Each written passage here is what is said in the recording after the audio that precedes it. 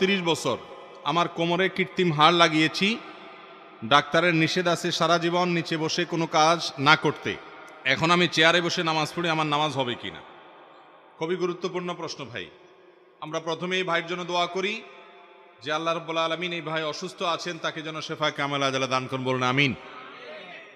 যদি কারোর এরকম অসুস্থতা থাকে যে তার কোমরে কৃত্রিম হাড় লাগানো হয়েছে, যার কারণে তিনি বসে কোনো কাজ করতে পারবেন না, ফ্লোরে বসতে পারবেন না, তাহলে এ আল্লাহর বান্দা চেয়ারে বসে বা যেভাবে তার সুবিধা হয় সেভাবে বসে তিনি নামাজ পড়তে পারবেন। যে ব্যক্তি দাঁড়াতে সক্ষম এবং দাঁড়ানো থেকে চেয়ারে বসতে সক্ষম, তাহলে তার দাঁড়ানোর ফরজ আদায় করতে হবে, দাঁড়ানোটা একটা ফরজ। এরপরে রুকু সেজদা করতে পারে না, কোমর ভাঙতে পারে না, তাহলে চেয়ারে বসে হালকা একটু মাথা ঝুঁকি ইশারা করে রুকু বা সেজদা করবে, এইভাবে সে নামাজ পড়বে। কারণ লা ইউকাল্লিফুল্লাহু নাফসান ইল্লা উসআহা, আল্লাহ তাআলা কারোর সাধ্যের বাইরে কোনো কিছু করার জন্য তার উপরে কোনো নির্দেশ চাপায়া দেন নাই, বিধায় যতটুকু সাধ্যে আছে ততটুকু তিনি করবেন ইনশাআল্লাহ।